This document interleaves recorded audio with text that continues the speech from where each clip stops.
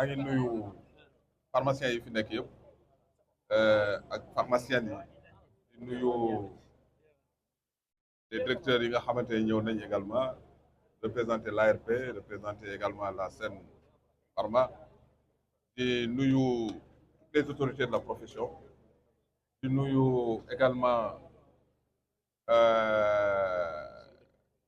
syndicat des pharmaciens di nuyu UJPS di leen di féliciter vraiment de cette initiative qui marque un temps très fort par rapport quand même à la vie de notre profession.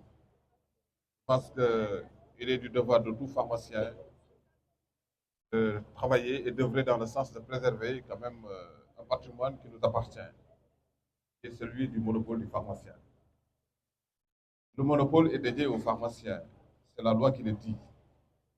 Je pense qu'il est du devoir vraiment de l'autorité de veiller à ce que effectivement ce privilège qui rentre dans le cadre de la mission de santé publique du pharmacien puisse être préservé et également aussi doter les populations de médicaments de qualité.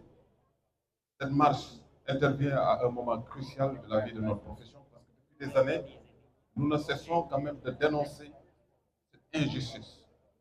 Pour un pays de droit, je pense que nous ne devrions pas quand même aujourd'hui nous mobiliser pour lutter contre le marché. Ça devrait être quelque chose de très facile, mais ce qui est constaté, et je pense que nous devons quand même continuer à nous mobiliser. Et l'élément le plus important qui aujourd'hui marque mon attention, c'est le niveau de mobilisation et la conscience avec laquelle les jeunes pharmaciens se rendent compte de la nécessité effectivement d'assurer cet héritage. Je pense que nous, en tout cas pour ce qui concerne notre génération, nous avons déjà fait ce qu'il fallait, c'est nous impliquer, nous mobiliser et nous investir par rapport au devenir de la profession.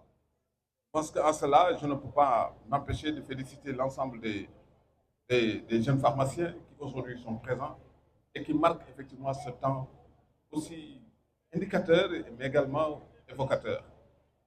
Je ne voudrais pas aussi terminer sans appeler à une mobilisation de tous les pharmaciens par rapport au renvoi du procès de Diourbel. Ça fait des mois que nous courons derrière ce procès pour que le verdict soit prononcé, pour que le droit soit lu. Et nous avons constaté à tout moment qu'il y ait en fait des renvois qui ne se justifient pas et qui exposent davantage les populations par rapport quand même à ces acteurs du marché parallèle. Je pense que cette mobilisation doit pouvoir valoir puisqu'il s'agit effectivement de quelque chose qui nous appartient.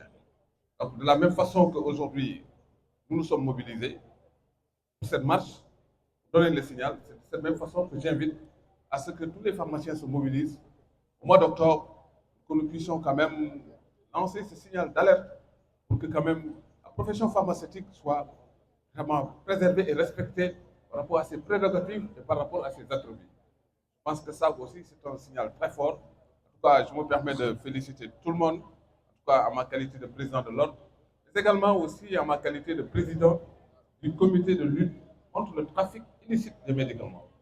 Je pense que c'est un engagement manifesté par l'État et il va falloir y travailler.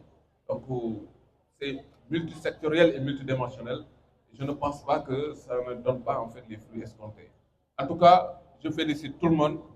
Je félicite Alima.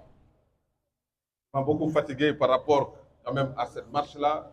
Il ne se passe pas des jours où certains m'interpellent pour me dire que nous avons besoin de la présence de l'ordre. L'ordre doit être présent partout où il est question de l'honneur de la profession, de son indépendance, de son image et également de la préservation du monopole. Le monopole du pharmacien appartient, le monopole du médicament appartient aux pharmaciens.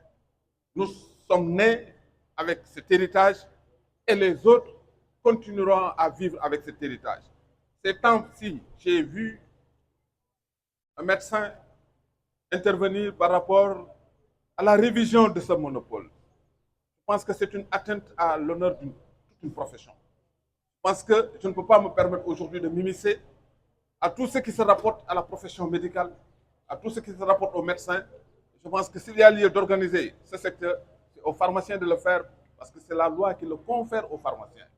Donc je voudrais véritablement attirer l'attention de tout un chacun pour que nous puissions quand même nous rendre compte d'un fait majeur. Chaque pharmacien a le devoir de préserver le monopole.